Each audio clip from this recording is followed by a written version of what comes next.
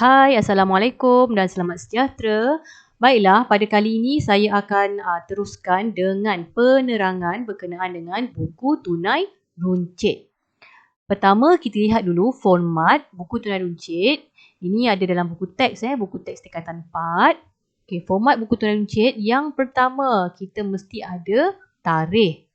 Yang kedua, putir. Okey, yang ketiga adalah lorong folio. Dalam SPM, lorong folio dan nombor voucher ni tak penting Tapi kita biasanya kita adakanlah lorong tu supaya kita nampak kesinambungan apabila kita nak buat kerja khusus nanti dia akan lebih mudah. Yang kelima adalah bahagian penerimaan ataupun debit ataupun kita sebut sebagai duit masuk duit masuk. Yang keenam adalah ruang untuk pembayaran ataupun kredit ataupun yang kita sebut sebagai duit keluar. Apabila kita melaksanakan pembayaran, kita akan buat analisis pembayaran. So, analisis bayaran ni dia bergantung kepada soalan. Kalau soalan tu, kalau kita rujuk buku teks ini, soalan di sini dia kata sediakan lajur alat tulis, maka kita pun isi lajur alat tulis.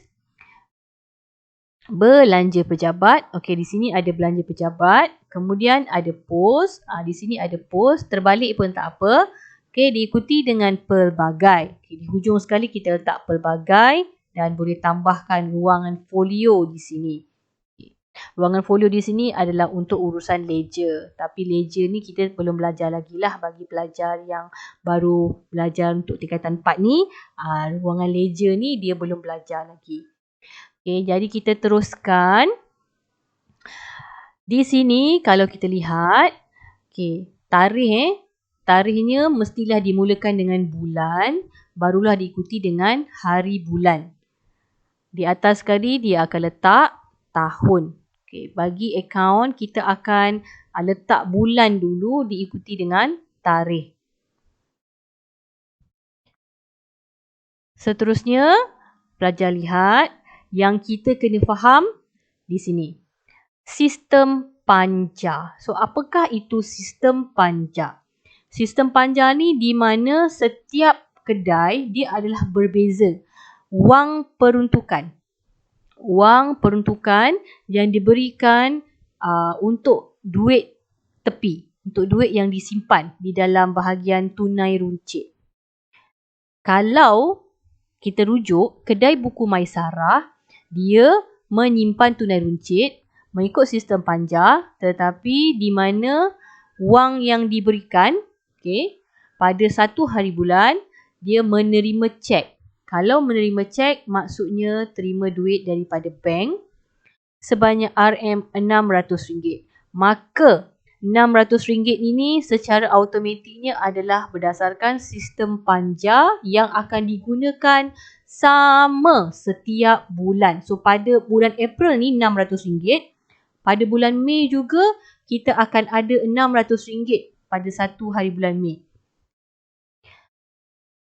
Cara nak masukkan di dalam buku tunai runcit seperti ini. Okay, masukkan satu hari bulan, bank. RM600 kita masukkan sebagai penerimaan. Disebabkan ini adalah ruang penerimaan, maka tidak perlu dimasukkan apa-apa di ruang analisis pembayaran. 6 dengan 7 ni baru dia kawan. Nombor 5 dia tak kawan lah. Hanya untuk penerimaan sahaja. Pada 3 hari bulan, ada alat tulis dan kertas sebanyak RM90. Kita masukkan alat tulis dan kertas. RM90 ini sebagai butirannya, tulis saja alat tulis dan kertas 3 hari bulan. Bulan tak perlu tulis lagi sebab atas dah ada April. Kita akan letak di bahagian voucher. Pembayarannya sebagai V01 berdasarkan soalan. RM90 dan ini adalah alat tulis dan kertas, maka kita akan letakkan di lorong alat tulis sebanyak RM90. Okey, hanya ruang pembayaran saja yang akan kita pindahkan di dalam analisis pembayaran. Okey. 5 hari bulan, alat tulis tadi dah selesai. 5 hari bulan adalah bayar belanja membaiki pintu. Okay, kita boleh terus tulis sebagai belanja membaiki pintu pejabat ataupun membaiki pintu pejabat. Okay, dua-dua dibenarkan sebanyak RM60. Masukkan di sini secara ringkas, baiki pintu V02 RM60. Pintu ini adalah pejabat punya belanja, jadi kita masukkan di bahagian belanja pejabat RM60. 7 hari bulan, membaiki paip pejabat RM40. Maka kita masukkan paip pejabat. Kita masukkan nilai dia RM40 di pejabat juga. Kemudian kita ada pos laju sebanyak RM50. Maka kita masukkan pos laju RM50 di bahagian ruang pos, sebab ini adalah urusan pos. Pada 13 hari bulan, kita ada pinjaman Azahar sebanyak RM120. Maka kita masukkan sebagai pinjaman Azahar. Okey, RM120. Sebab dia bukannya alat tulis, dia bukan pos, dia bukan belanja pejabat, maka kita akan letakkan dia di bahagian pelbagai. Diteruskan dengan surat berdaftar sebanyak RM30. Jadi sebab dia kata surat kan, kita akan masuk dekat pos. Kita masuk dekat pos sebanyak RM30 bahagian pembayaran di bahagian lorong pos. Dan akhir sekali, kita ada upah mencuci sebanyak RM70. Upah mencuci ni adalah upah mencuci pejabat. Jadi kita pun masukkan di bahagian pejabat. Seperti ini. So kita masukkan upah mencuci pejabat di bahagian pembayaran di bahagian lorong pejabat. Belanja pejabat.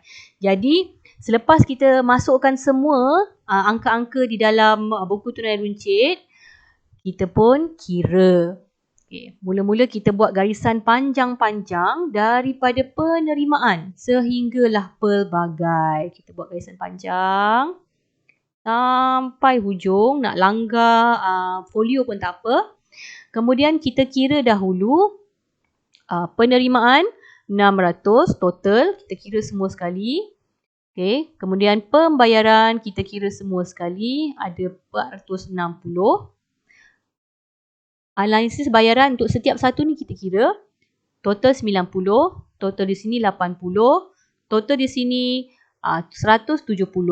Folio ni tak ada total. Pelbagai ada 120. Untuk analisis pembayaran saja, kita akan buat garisan, tutupkan dahulu. Kalau kita lihat, 90 tambah 80 tambah 170 tambah 120, kita akan dapat kembali 460, sama seperti nilai pembayaran. Baki di bawah ini adalah baki pada hujung bulan, sebab ni adalah 31 April. Kita kira, kita ada RM600 pada asalnya, dah guna 460, maka ada baki lagi 140. So kita masukkan 140. Kemudian kita jumlahkan kembali kedua-dua ini, kita akan dapat 600 dan 600. Nilai 140 kita akan pindahkan ke bawah sebagai baki bulan yang baru pada 1 Mei 140, dan kita akan kembalikan wang yang digunakan sebanyak 460 ini. Jadi berdasarkan sistem panjar, pada hujung bulan kita pindahkan bakinya, dan bila pada awal bulan kita akan dapat kembali nilai yang sama sebanyak RM600. Berdasarkan sistem panjar ini tak sama bagi setiap kedai. Setiap kedai berdasarkan nilai yang ditentukan oleh kedai. Contoh pada kedai ini RM600.